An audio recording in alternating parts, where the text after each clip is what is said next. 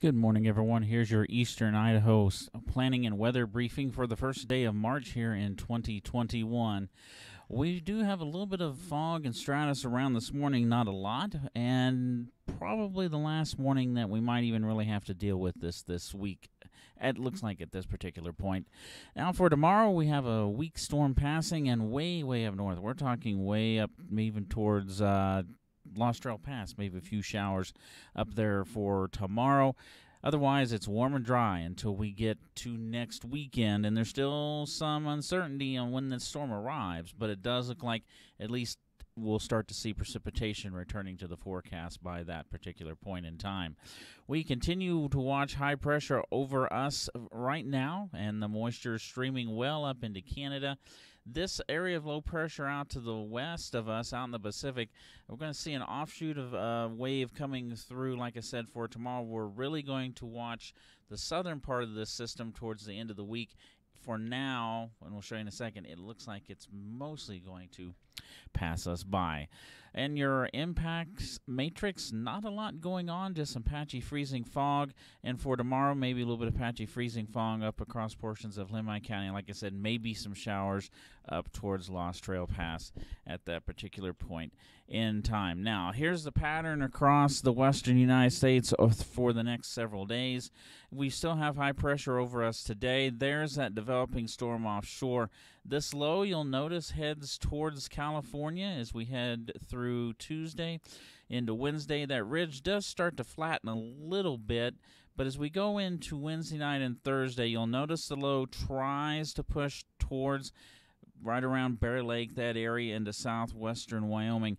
That's a bit of a northerly track, and that is actually a bit farther north than just about everything else we look at. The most likely scenario is we'll see some clouds with this system along the Utah border. Any showers should stay into Utah, into Wyoming.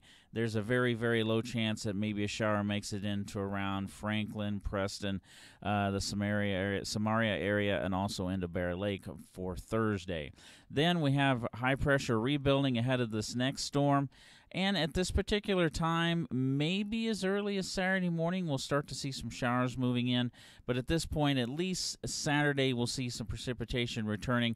There is a lot of uncertainty with this storm pattern for the weekend. Anything happening at this point is low confidence. It does look like at least until this low gets through, though, we will be staying on the warm side. And speaking of how warm it's going to be over the next few days, for this afternoon, up north with a little bit of an inversion holding, it's going to stay below freezing up towards Rexburg and Dubois into the Island Park area. But once you get down to around Pocatello, 40 degrees, mid-40s for the Magic Valley into the Treasure Valley, even above freezing in places like Salmon, Chalice, and Stanley for this afternoon. We will be watching the next few days with this pattern setting up once this wave kind of flattens the ridge tomorrow. Some gusty winds way up at ridgetop level, but right now, for where most of us are going to be, we're not going to see any really wind impact-related weather coming our direction.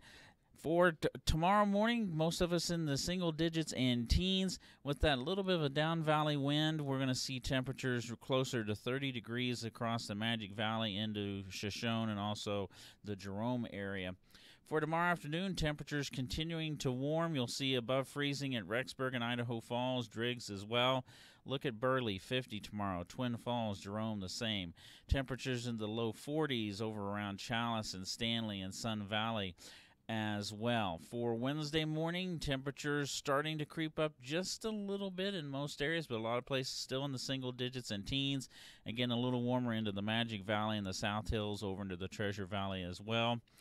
Temperatures beginning to warm up, especially once you get outside of the Magic Valley and the Treasure Valley, where temperatures will be still in the 50s. We're going to see a lot more 30s and 40s elsewhere across the region. And we're going to skip all the way to Saturday ahead of this system. And with the storm approaching, temperatures will be warming slowly through the week. And by the time we get to Saturday morning, even some places in the morning may not get below freezing, especially from Pocatello on to the south and to the west. And in the afternoon hours, look at this. Temperatures in the low 50s across portions of the Snake Plain. Once you get farther north, still in the 40s. 55 to 60 into the Magic Valley and the Treasure Valley. some of the valleys in the Central Mountains pushing 45 to 50 degrees as well. And by then, we'll at least see some semblance of a chance of rain and snow showers moving back into our area. And the 6 to 10 day outlook, precipitation-wise, there's not really a trend whether we're going to be really wet or really dry compared to where we would normally be. That's because of all the uncertainty in the pattern. But it does look like, at least for western Idaho, we'll start to see temperatures cooling back a bit, maybe staying above normal once you get over into our part of the state, and certainly on into the plains. So like I said, a bit of fog and stratus potentially this morning, not a big widespread issue. A few showers way up north towards the Montana border up around Lost Trail Pass tomorrow, and then it's going to be warm and dry until we get to the weekend. All right, if you have any questions, do give us a shout. Otherwise, have a great first Monday in March, and stay safe out there, everyone.